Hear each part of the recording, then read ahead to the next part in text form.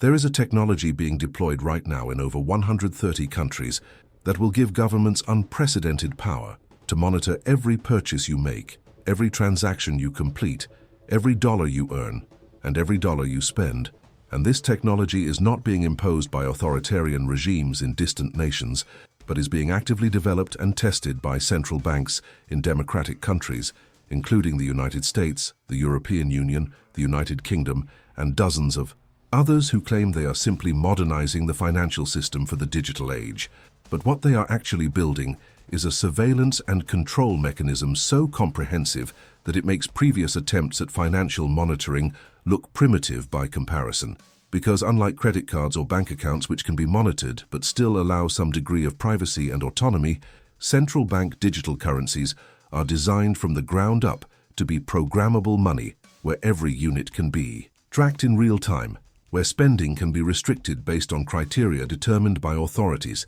where accounts can be frozen or seized with a keystroke, and where the very concept of financial privacy ceases to exist because every transaction is recorded on a government-controlled ledger that can be searched and analyzed and used to build profiles of behavior and associations and beliefs. But before I reveal the specific capabilities that are being built into these systems and show you the real-world examples of how they are already being used to control populations in ways that would have been impossible just a decade ago, let me tell you about a man in China named Wei, who discovered in February of 2023 that he could not buy a train ticket from Beijing to Shanghai to visit his elderly mother, and when he went to the ticket counter to ask why his payment was being declined, even though he had money in his account, the agent checked his digital identity and informed him that his social credit score had been reduced due to an overdue utility bill, and that until he resolved this issue, he was restricted from purchasing tickets for high-speed rail, flights,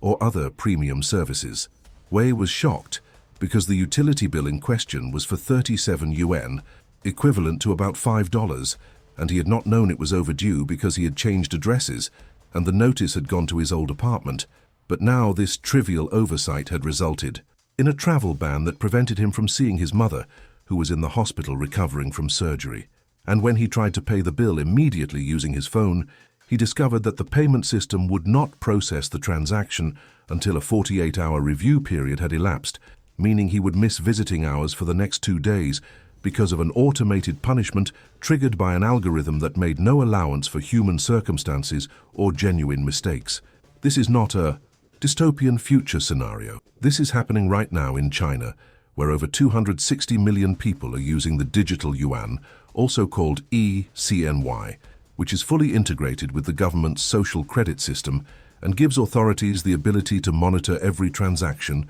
restrict spending based on behavior scores, and impose punishments that range from inconvenient to life-destroying depending on how the system categorizes your actions. And the truly frightening part is that Western central banks are studying the Chinese model carefully, not to avoid its authoritarian features, but to understand how to implement similar capabilities while using softer language about financial inclusion and fraud prevention and efficiency gains. Because the technical architecture of the Federal Reserve's digital dollar prototype, the European Central Bank's digital euro, and the Bank of England's digital pound all include the same fundamental capabilities for surveillance and control that exist in the Chinese system. They are just not being advertised as such because Western populations would resist if they understood what was being built. The transition from cash to digital currency represents the most significant shift in monetary systems since the invention of paper money itself,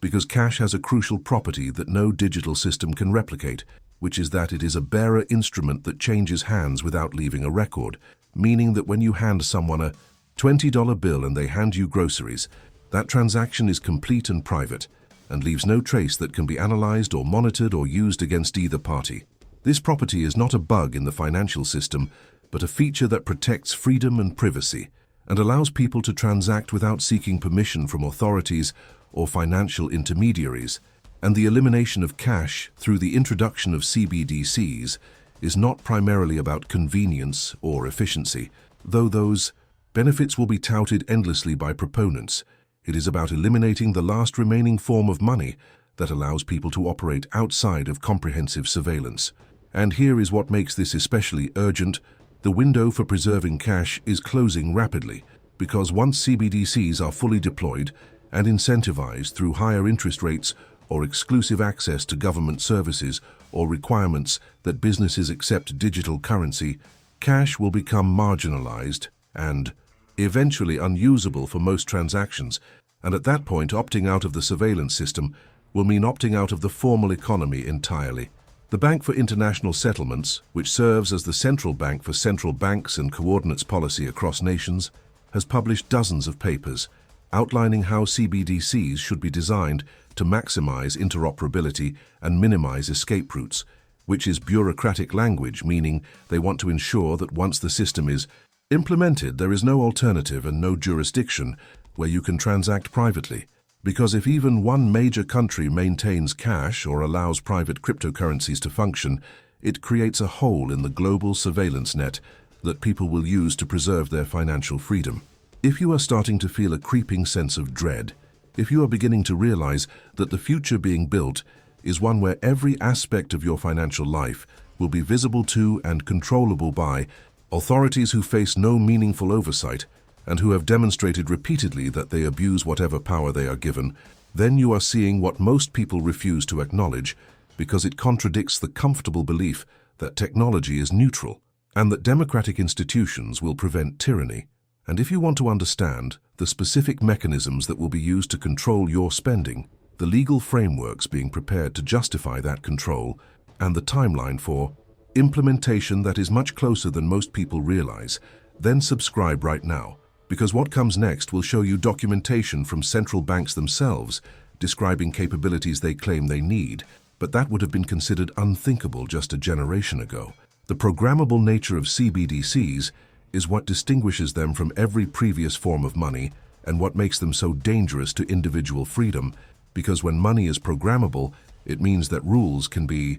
encoded directly into the currency itself, rather than enforced through external laws and regulations. And these rules can be as simple as an expiration date that forces spending within a certain time frame, or as complex as a system of permissions that allows some purchases but blocks others based on criteria that the user may not even be aware of. China has already tested stimulus payments in digital yuan that expire after a few months if not spent, creating artificial urgency that prevents saving and forces consumption. And this is presented as a tool to stimulate the economy during downturns. But the real purpose is to condition people to accept programmable money and to demonstrate that authorities have the power to determine not just how much money you have, but how and when you can use it. But expiration dates are just the beginning of what programmable money enables, because the same technology that can make currency expire can also make it spendable only on approved categories of goods, meaning that welfare payments could be restricted to food and housing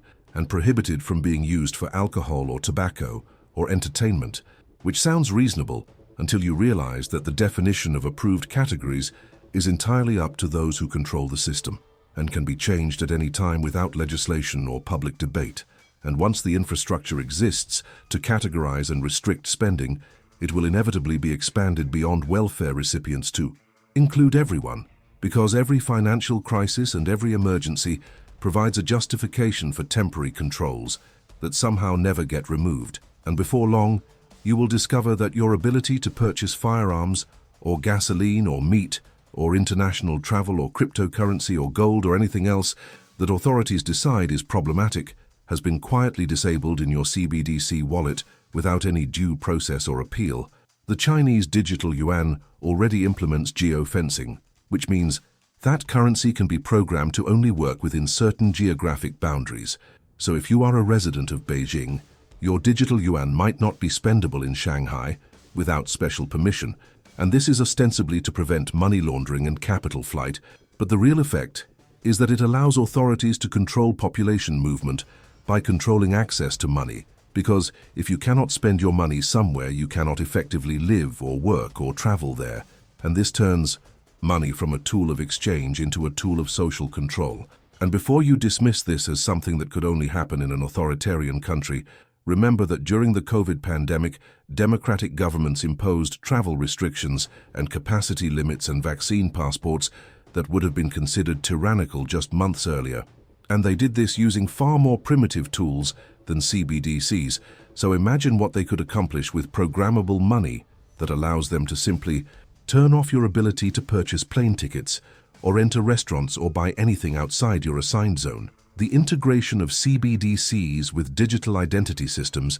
is perhaps the most alarming development because it creates a unified system where your financial transactions, your social media activity, your health records, your tax filings, your criminal history, your employment status, your educational credentials, and every other data point that governments collect about you are all linked to a single digital identity that follows you everywhere you go and determines what you are allowed to do. The European Union is already building this infrastructure through their Digital Identity Wallet initiative, and while they claim it is voluntary and designed to give citizens more control over their personal data, the reality is that once the system is operational, opting out will become increasingly difficult because access to government services and banking and healthcare and employment will all require a digital identity, and once you have one, every action you take leaves a digital trail that builds a comprehensive profile of who you are and what you believe and who you associate with and whether you are likely to be compliant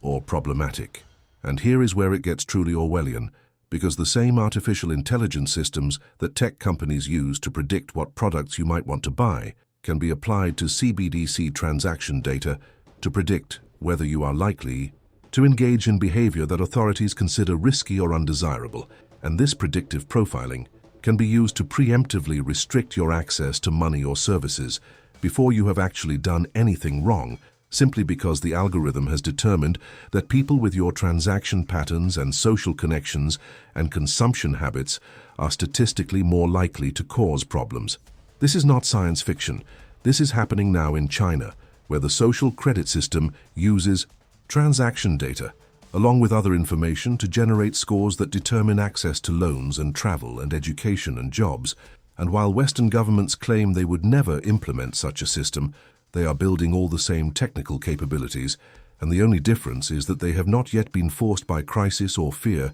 to activate the full range of controls that the infrastructure enables. Do you understand what you are about to lose if CBDCs are fully implemented? Do you grasp that the cash in your wallet and the ability to make private transactions and the option to save money that authorities cannot devalue through negative interest rates or confiscate through automatic taxation are not just conveniences, but fundamental protections against government overreach that have existed for centuries and are about to disappear in less than a decade? And do you trust that the institutions building these systems will restrain themselves from using the power they are creating? Or do you recognize that power always expands to fill whatever space is available, and that giving governments and central banks the ability to monitor and control every transaction is giving them power that no human institution has ever possessed, and that will inevitably be abused the moment circumstances provide a justification? The response from central banks and their defenders when these concerns are raised is to claim that CBDCs will have privacy protections built in, that transaction data will be anonymized or encrypted, or accessible only under strict legal procedures. But this is either naive or dishonest, because the entire point of CBDCs from the government's perspective is to eliminate the privacy that cash provides, and any promises about protecting privacy will last only until the next crisis, when those protections are suspended in the name of national security or public health or fighting terrorism or preventing money laundering or whatever rationale is needed to access the data. We have seen this pattern repeatedly with every surveillance technology ever introduced, from wiretaps to email monitoring to cell phone location tracking, where the initial promises of limited use and strict oversight are abandoned the moment authorities decide they need broader access. And there is no reason to expect CBDCs will be different, especially when the capability for total surveillance is built into the architecture from day one. The timeline for CBDC implementation varies by country, but the overall trend is clear and accelerating. China is already at scale with hundreds of millions of users. The European Central Bank has announced that the digital euro will be ready for launch by 2026 or 2027. The Bank of England is conducting pilots and expects deployment within a similar time frame, and the Federal Reserve, while moving more cautiously, has multiple research projects underway and is coordinating with Congress on legislative frameworks that would authorize a digital dollar. The trigger for widespread adoption will likely be a financial crisis, either a banking panic that requires emergency measures to restore confidence, or a cyber attack that is blamed on the vulnerabilities of the existing system, or simply a manufactured sense of urgency around falling behind China in the technology race. And when that trigger comes, the implementation will happen quickly before public opposition can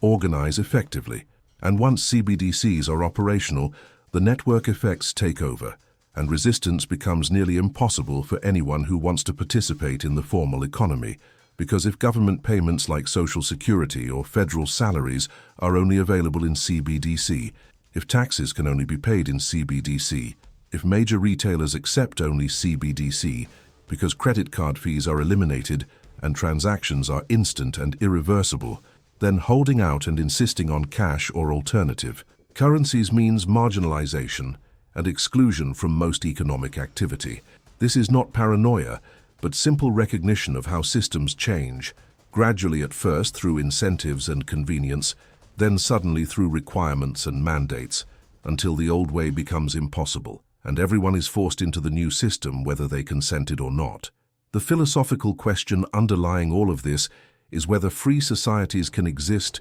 without financial privacy, whether you can truly be free when every transaction you make is recorded and can be reviewed and judged and potentially punished by authorities who have access to information about your life that would have been considered invasive and totalitarian by previous generations. The answer from history is clear. Societies without financial privacy are societies where dissent is dangerous, where holding unpopular opinions leads to practical consequences like frozen accounts and denied services, where people self-censor and avoid activities that might raise flags even if those activities are legal, because they know they are being watched and that the watchers have the power to make their lives difficult. This is the panopticon applied to money, where the knowledge that you are potentially being observed changes your behavior, even if you are not actively being monitored. And this change in behavior is the point, because it creates a population that is compliant and predictable and easy to manage.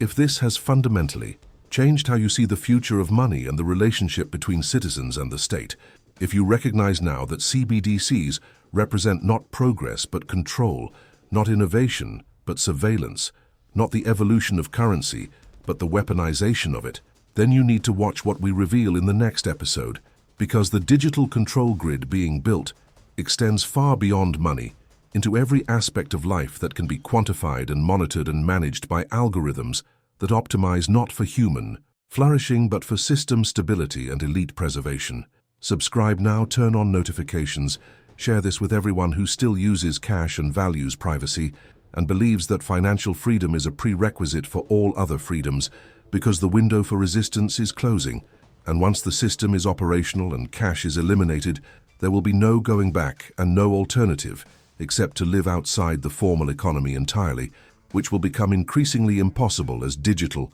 identity and digital currency become prerequisites for accessing basic services. The tragedy is that much of the public will welcome CBDCs when they arrive because they will be presented as solutions to real problems, making payments easier and faster, reducing crime and tax evasion, protecting against fraud and hacking, and these benefits are real even if they are overstated, but they come at a cost that most people will not understand until it is too late, which is the permanent loss of their ability to transact privately and to use money in ways that authorities might disapprove of, even if those uses are legal and legitimate. And by the time people realize what they have given up, by the time the first restrictions are implemented, or the first accounts are frozen for political reasons, or the first spending limits are imposed based on social credit scores, it will be too late to choose differently, because the cash economy will have been dismantled and the alternative systems will have been regulated out of existence, and the only option will be to accept the terms imposed by those who control the digital currency, or to abandon the formal economy altogether and live on the margins of a society that increasingly operates through systems you cannot access.